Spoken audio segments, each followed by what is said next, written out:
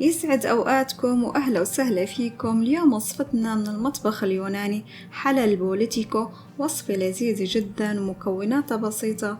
خليكم معي لنشوف طريقة تحضيرها. أول مرحلة رح نحتاج 500 جرام سميد ناعم، كوب ونص سكر. رح خلي حوالي معلقتين سكر وضيف عليهم 5 حبات مستكة مشان أطحنهم، ومعلقة صغيرة محلب مطحون، ومعلقة كبيرة بيكنج باودر،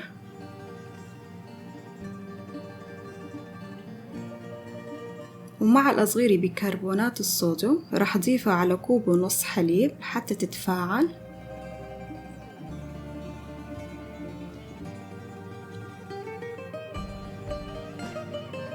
هلأ راح أطحن حبات المستكة مع معلقتين سكر.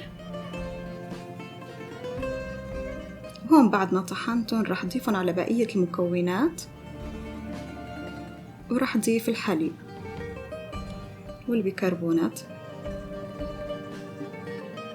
وبنخلط المكونات مع بعض.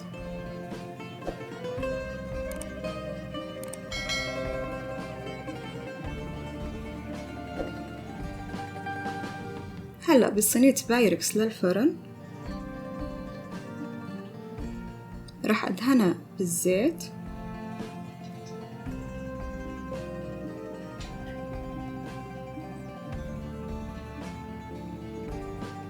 وضيف الخليط بالصينية.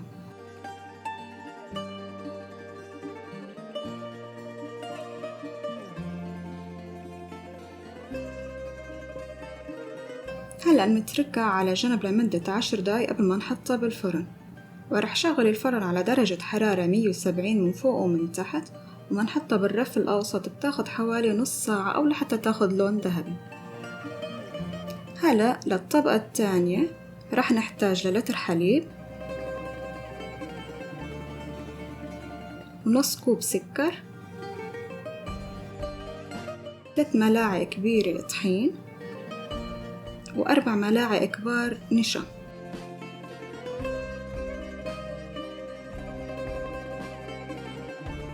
وبنخفقهم على البارد لحتى يذوب النشا والطحين مشان ما يصير فيه تكتلات بالخليط.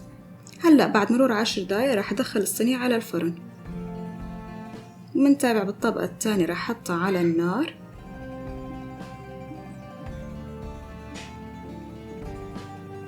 وبنستمر بالتحريك لحتى يصير القوام تقيل هيك مثل ما شايفين. بلش يتقل عندي القوام. راح أضيف عليه 3 ملاعق كبار من الزبدة،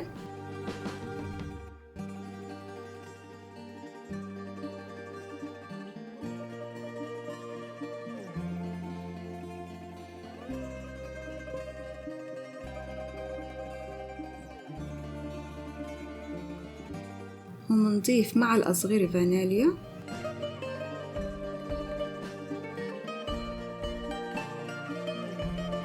هلأ بنرفعها عن النار وبنستمر بالتحريك لحتى تذوب الزبدة. هذا هو القوام المطلوب. هلأ بنسكبها بطبق تاني لحتى تبرد، ومنغطيها لحتى ما يشقق الوجه.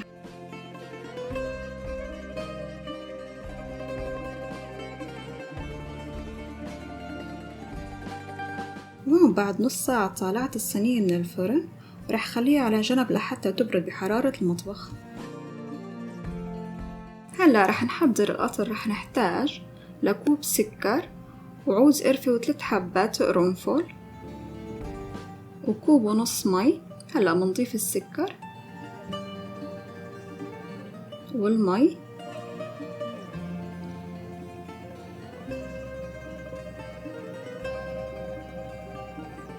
ومنحطن على النار.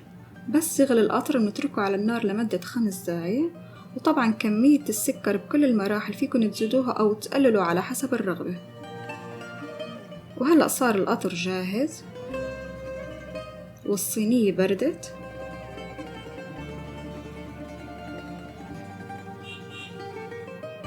رح نسقيها بالقطر وهو ساخن والصينية باردة.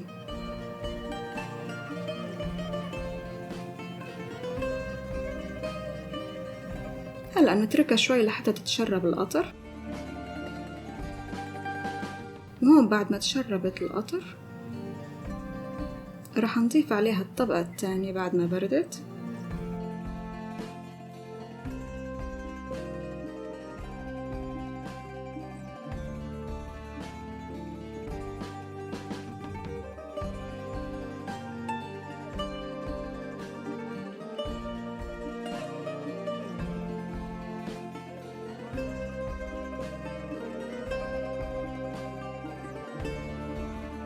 منحاول نمدها بشكل متساوي.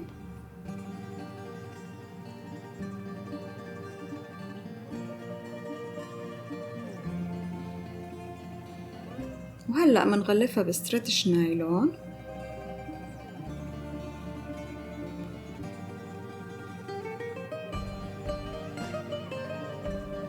ومنحطها بالثلاجة لمدة 4 ساعات، وطبعا كل ما خليتوها بالثلاجة مدة أطول بتطلع أطيب.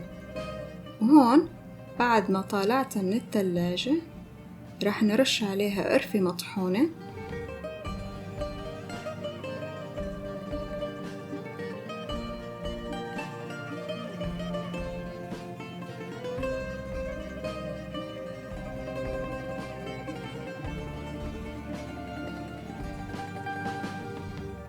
وزينتها بعيدان القرفة.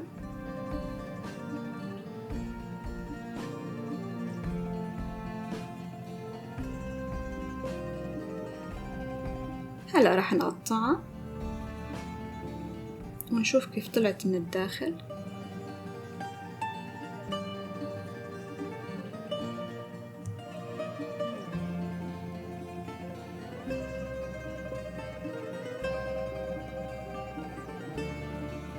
مثل ما شايفين شكلها جدا شهي والطبقات متماسكة.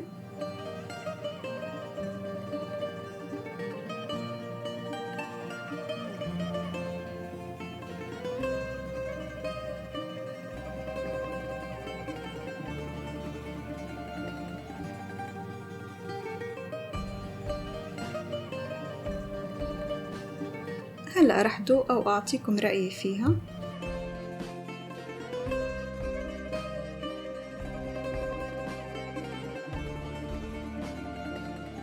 القرفة مع المستكة والمحلب طعمها رائع، بنصحكم تجربوها وتعطوني رأيكم بالتعليقات.